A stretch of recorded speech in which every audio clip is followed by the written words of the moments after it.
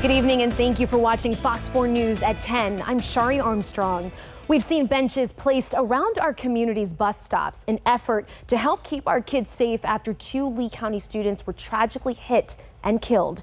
But a group of volunteers behind the benches facing new frustrations tonight. It's what they're finding near those benches, and while they're shocked, one student tells Fox 4's Rachel Lloyd he's not. How does it make you feel when you see needles out at your bus stop? Normal.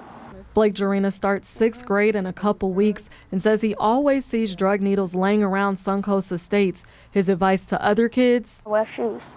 Because of course you don't know what's inside of it. It's kind of dangerous and we don't need kids picking it up.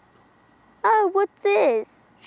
Christy Leowano with Benches for Babes North Fort Myers says it's hard to hear that this is his reality. It breaks my heart that this is what he knows about at such a young age. He's a child.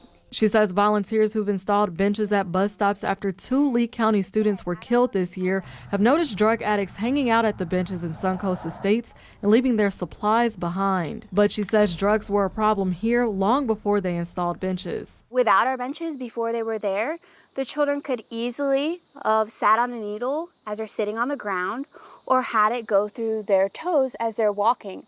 This pile of trash is less than 100 feet away from another Suncoast Estates bus stop. And if you walk even closer, you'll see drug paraphernalia on the ground. And that's why David Dowtry is keeping the bench at his bus stop on his property until the school year starts.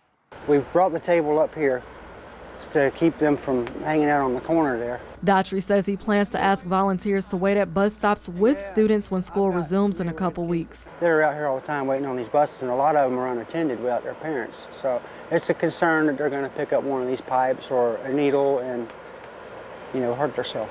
And Awano says she's offering a prize to volunteers who keep their bus stop the most clean by the start of the school year. In Suncoast Estates, Rachel Lloyd, Fox 4, in your corner.